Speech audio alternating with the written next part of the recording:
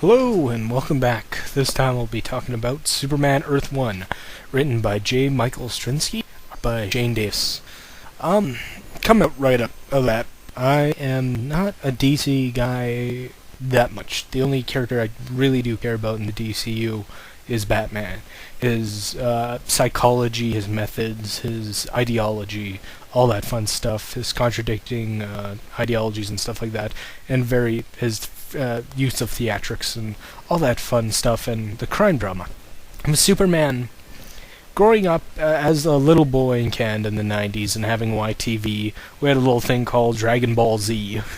And Superman really does lose his luster and specialty when you grow up watching Dragon Ball Z, because every character can fly, every male character, every person part of the Z Warrior, Z Fighters, is able to sufficiently, probably could take over the planet with their abilities, able to crack planets with their fists, energy blasts, flight, and stuff like that, and does deal with science fiction. And Goku and Superman do have parallels for being an alien from a race, except the Kryptonians were pacifists and they were scientists, while the Saiyans were star barbarians or space pirates. But I really did enjoy this. You really do get into Clark's head with this, and you really do feel his bewilderment of what the fuck am I? He really does play up not so much the teen angst, but the teen I don't know, or early adult, young adult of what should I do with my life? Who am I? Why am I so strong and stuff like that? And he goes out job hunting, and one thing that I really did love with the job hunting, he is good at everything, but it's not fulfilling to him. It's something that he can't get behind. It's so, I don't want to say beneath him, because he's not that at all. He's not elite. He's a boy that comes from, who has a sense of classic values, or good morals, and upstanding people.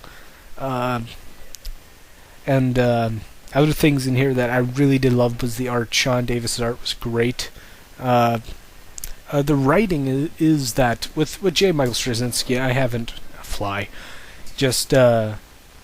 with J. Michael Straczynski, I haven't read any specific of his works. I've heard of him. I've heard of his fame and stuff that he has done, and I've heard some stereotypes by him, joking by iFanboy with Josh Flanagan, saying that J. Michael Straczynski is that when he really starts something, he's very altruistic, and he's very enthusiastic, and he has great ideas in the beginning, but he burns out very easily. He doesn't have much stamina for what he's working on. Another criticism I've heard of J. Michael Straczynski was from Josh Hadley, internet radio person. Great guy. Anyway, he said that with Babylon 5, J. Michael Straczynski, JMS, I'll just call him JMS. I'm getting redundant here.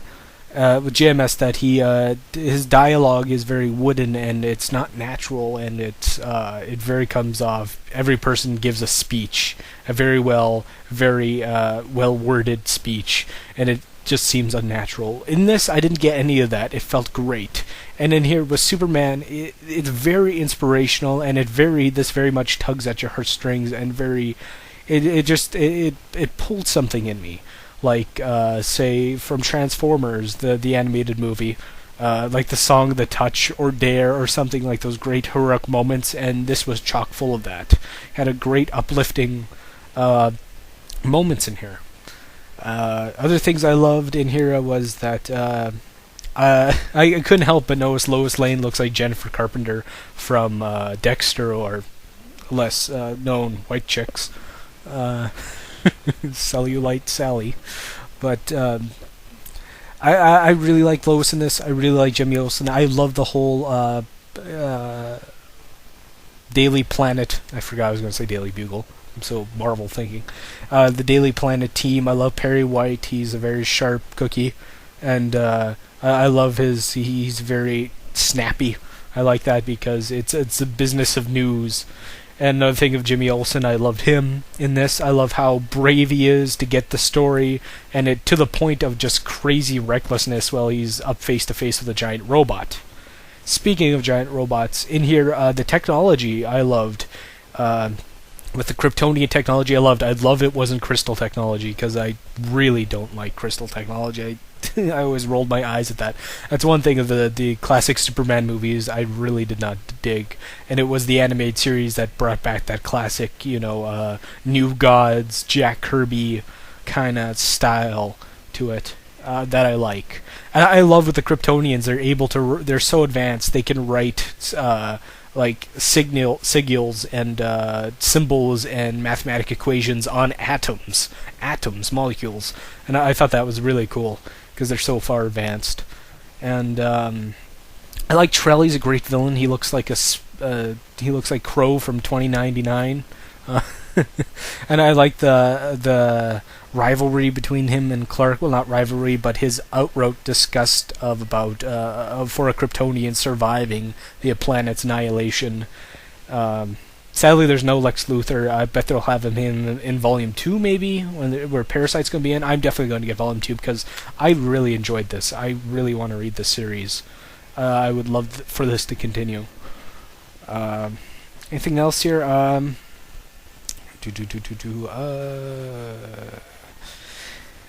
My only complaint is that there's a scene where Clark's apartment is on fire, and he goes and he flies and he grabs a little doodad that was left of the space crash, the spaceship that he landed in, and it's not crystal technology. I think it's supposed to be like that. And the thing was that it shocked him, and he's like, "Oh, so that's what pain's like." And I'm like, you probably should have felt pain before if you're 20-something years old. You might have accidentally did something, because with his superhuman strength, his durability, I think if he hit himself, he would be able to, I'm not saying he's a cutter, I'm not saying he's self-abusive, but he would feel it, I would think. I think he would be able to feel pain before.